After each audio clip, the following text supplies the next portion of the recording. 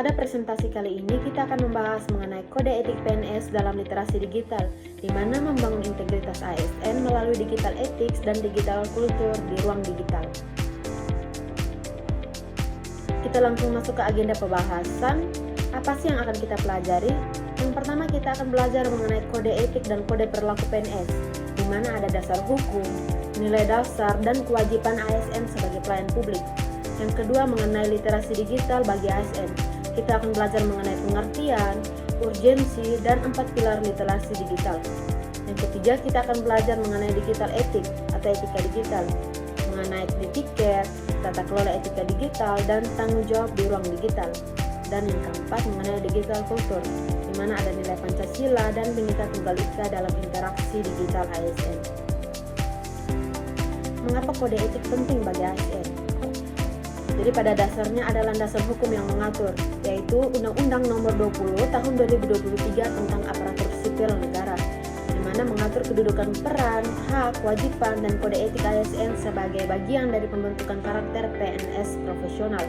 PNS wajib menjalani masa percobaan melalui pelatihan terintegrasi, yaitu latsar sejak awal pengabdian, bukan sekedar tahap administratif, melainkan fondasi nilai, sikap, dan kompetisi dasar ASN sejak dini. Kode etik berlaku menyeluruh, di mana mengikat PNS dalam setiap aspek tugas, termasuk interaksi di ruang digital dan media sosial. Kedudukan PNS sebagai ASN itu sendiri yaitu sebagai pelaksana kebijakan publik, di mana menjalankan kebijakan yang dibuat oleh pejabat pembina kepegawaian sesuai ketentuan.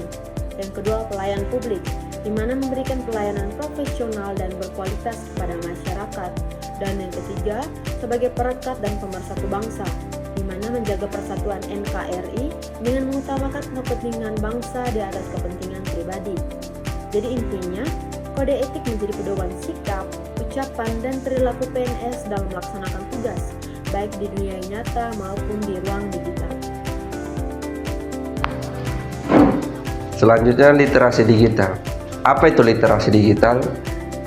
Literasi digital adalah kemampuan menggunakan teknologi, media digital, dan internet secara cerdas, bijak, aman, serta sesuai aturan hukum untuk mencari, menilai, memanfaatkan, dan menyebarkan informasi.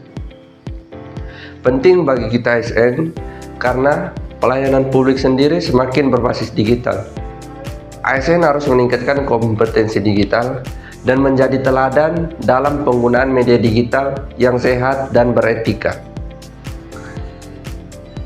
Roadmap literasi digital terdiri dari 4 kompetensi: kecakapan digital, budaya digital, etika digital, dan keamanan digital. Selanjutnya ada 4 pilar literasi digital. Yang pertama, cakap digital, yaitu kemampuan menggunakan perangkat dan aplikasi digital secara efektif. Yang kedua, aman digital, kemampuan untuk melindungi data pribadi dan identitas digital dari ancaman cyber. Pilar yang ketiga, budaya digital, penerapan nilai Pancasila dan Bhinneka Tunggal Ika di ruang digital. Pilar yang terakhir atau yang keempat, etika digital, yaitu penerapan norma, sopan santun, dan tanggung jawab dalam bermedia digital. Baik, sekarang kita bahas dari pilar yang pertama, yaitu digital ethic atau etika digital. Etika digital itu sendiri berarti kemampuan individu untuk menyadari, mencontohkan, menyesuaikan diri, mempertimbangkan, dan mengembangkan tata kelola etika digital dalam kehidupan sehari-hari. Ada 4 prinsip etika digital. Yang pertama, kesadaran atau awareness, yaitu kita sadar bahwa setiap tindakan digital berdampak nyata pada diri sendiri dan orang lain. Yang kedua, integritas atau integrity, di mana kita konsisten antara nilai, ucapan, dan tindakan saat bermedia digital. Selanjutnya ada tanggung jawab atau responsibility. Kita sebagai penggunanya harus bertanggung jawab atas konten, komentar, dan informasi yang dibagikan. Yang terakhir ada nilai kebajikan atau benefit, di mana kita menggunakan ruang digital untuk kebaikan bersama, bukan untuk merugikan pihak lain. Digital etik dan digital kultur memperkuat berakhlak. Yang pertama ada digital etik. Poin yang pertama adalah harmonis, menghargai privasi dan menghindari konflik di ruang digital. Jadi kita sebagai ASN harus bijak dalam menggunakan media sosial. Yang kedua ada akuntabel, tanggung jawab atas apapun yang kita posting, komentar apapun yang kita berikan kepada orang lain, itu kita harus bijak. Yang poin kedua ada digital kultur. Poin yang pertama ada loyal, menjaga nama baik instansi dan NKRI di ranah digital.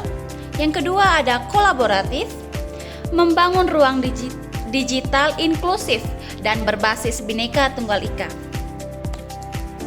Contoh praktik baik ASN di ruang digital. Ada 6 poin. Poin yang pertama adalah berbagi informasi terverifikasi, memeriksa kebenaran berita atau data sebelum membagikan ke publik, menghindari penyebaran hoaks. Yang kedua, berkomunikasi dengan santun, menggunakan bahasa yang sopan dan kondusif saat menanggapi keluhan masyarakat di media sosial. Yang ketiga, menjaga netralitas dan kerahasiaan, tidak menyebarkan data atau dokumen instansi yang bersifat rahasia atau memihak golongan tertentu. Poin yang keempat, mempromosikan nilai kebangsaan, membuat konten edukatif yang mencerminkan nilai Pancasila dan semangat persatuan dalam keberagaman. Yang kelima, memanfaatkan IT untuk pelayanan, yaitu dengan mendorong pemanfaatan aplikasi digital kantor untuk efisiensi dan transparansi pelayan publik. Yang keenam, menjaga rekam jejak digital, berpikir sebelum memposting. Setiap unggahan mencerminkan integritas ASN sebagai pelayan publik. Selanjutnya, ada lingkup etika digital ASN dengan poin-poin berinteraksi, partisipasi, dan kolaborasi di ruang digital sesuai kaidah etika digital dan peraturan yang berlaku. Di poin yang kedua, mengenali dan menghindari penyebaran hoax, ujaran kebencian, pornografi, dan perundungan atau cyberbullying. Di poin yang ketiga, ada proteksi identitas digital dan data pribadi di platform digital instansi maupun pribadi. Poin yang keempat, bertransaksi secara elektronik sesuai peraturan yang berlaku di e-commerce dan dompet digital. Poin yang kelima, menjaga rekam jejak digital atau digital footprint yang profesional sebagai representasi institusi. Di poin yang keenam, menghindari konflik kepentingan dan penyalahgunaan informasi atau wewenang melalui media digital. Di pilar yang kedua ada digital kultur, yaitu budaya digital, yaitu kemampuan individu dalam membaca, menguraikan, membiasakan, memeriksa, dan membangun wawasan kebangsaan, nilai Pancasila, dan Bhinneka Tunggal Ika dalam kehidupan sehari-hari, serta digitalisasi kebudayaan melalui pemanfaatan TIK. Mengapa relevan bagi ASN?